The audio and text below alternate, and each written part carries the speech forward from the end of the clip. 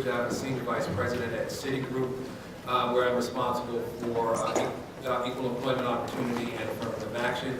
And in that role, I am responsible for ensuring that Citigroup is in compliance with laws and regulations regarding equal employment and fair employment practices for women and minorities, veterans, and people with disabilities. In addition to that role, I am the recent past chair of Access Beyond State Rehabilitation Council, and I'm a board member of Center for Independence for the Disabled in New York. I've been in the EO affirmative action business for almost 30 years. In my role at Citigroup, I'm primarily responsible for policy and governance. So,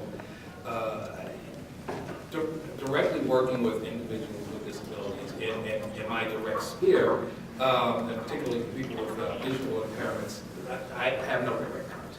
However, because of my role, I'm in contact secondarily to managers and to other employees across the organization. We have 90,000 employees in the United States who have disabilities of all types. And I think that to the point that was just made earlier about what is important in terms of how individuals come into the organization and how they might be perceived, my perspective on that has been more often than not that it's not really the question of the employee, but the managers who are doing the hiring, and how you get the managers comfortable or in a good place in terms of helping them address issues like accommodations questions. And more often than not, it might be a little surprising, is that for many managers, for many hiring managers, if you can address questions around accommodations and how the employee will be integrated into the workforce, a lot of the issues and a lot of those concerns go away. It's very pragmatic. It's like, help me get to the place where the individual is going to have window eyes or jaws on the desktop so that they can actually do jobs. And once you do, and once that happens, a lot of the issues and concerns go away. Now, also there are other things that we take into consideration, such as training and how to interact with individuals with disabilities or with visual impairments.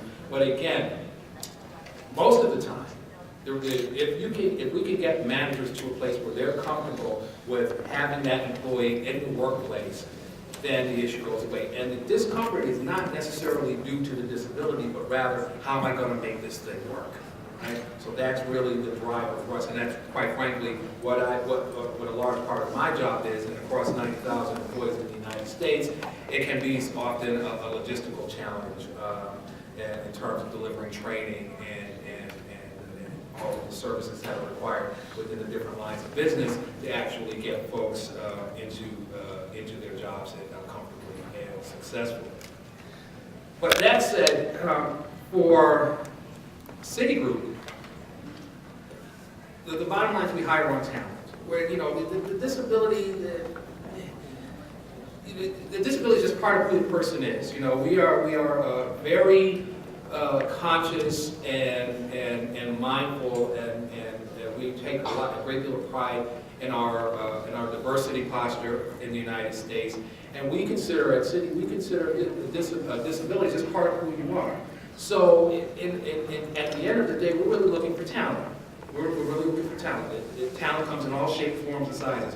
Our HR director has a saying that basically goes to, we want to get a slice of the talent pie wherever that talent is, right? So what we're looking for from any applicant or from any employee is the ability to do the work. Right? The accommodations, you need an accommodation will take care of that. I mean, think about it. People who are so-called able-bodied are accommodated all the time. Right?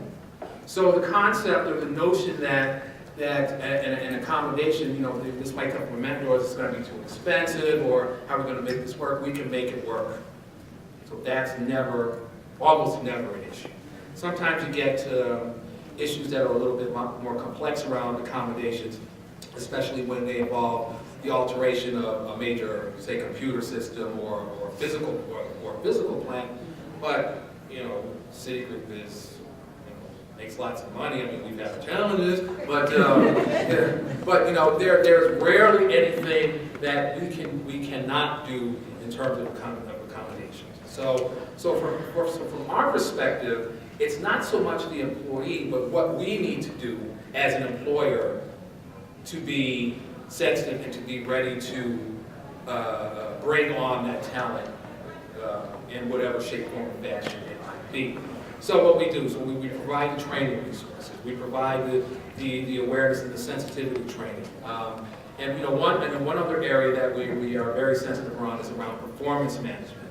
You get a lot of managers who are well-meaning, who may not be comfortable dealing with performance management issues with you know, individuals with disabilities who are not cutting the mustard.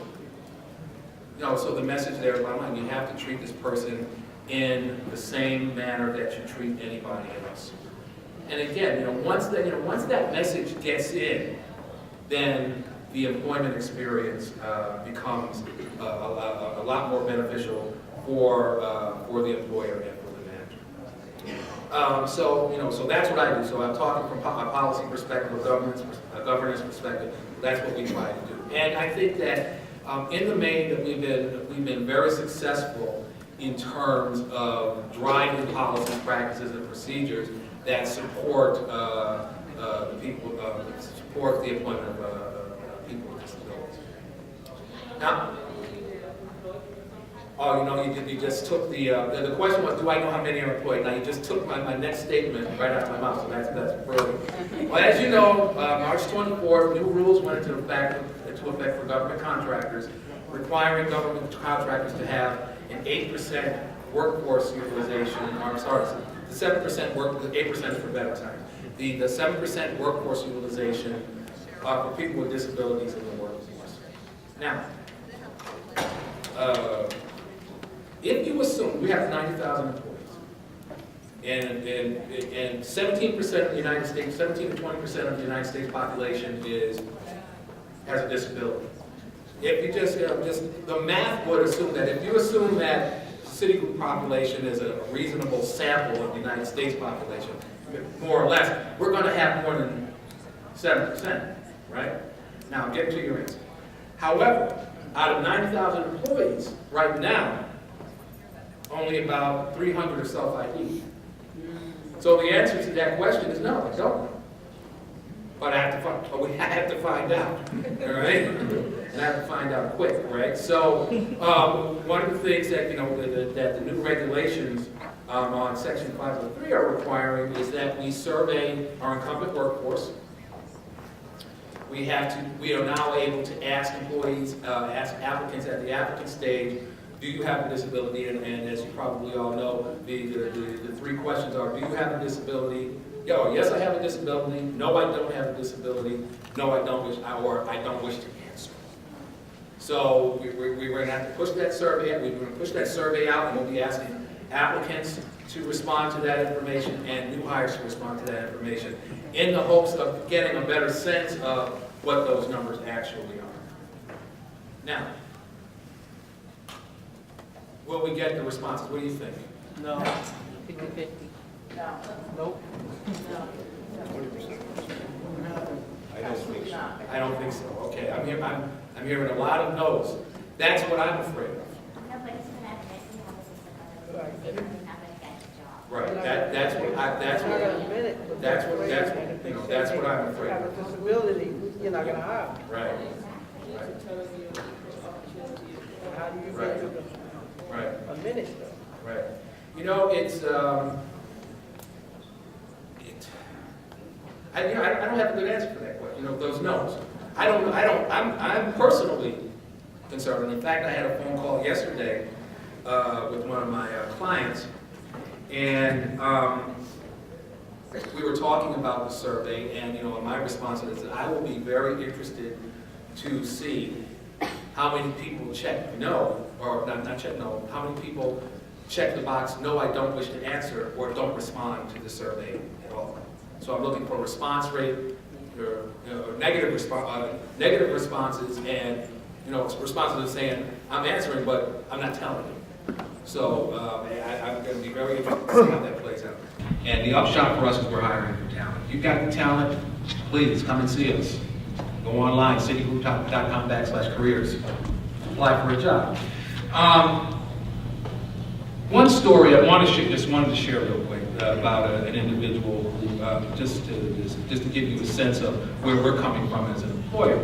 We had a gentleman, a software developer, who lost his sight sadly due to a botched cataract operation. But what we were able to do once, when he tried to come, once he was ready to come back to work, we have really great internal resources that hooked him up with the appropriate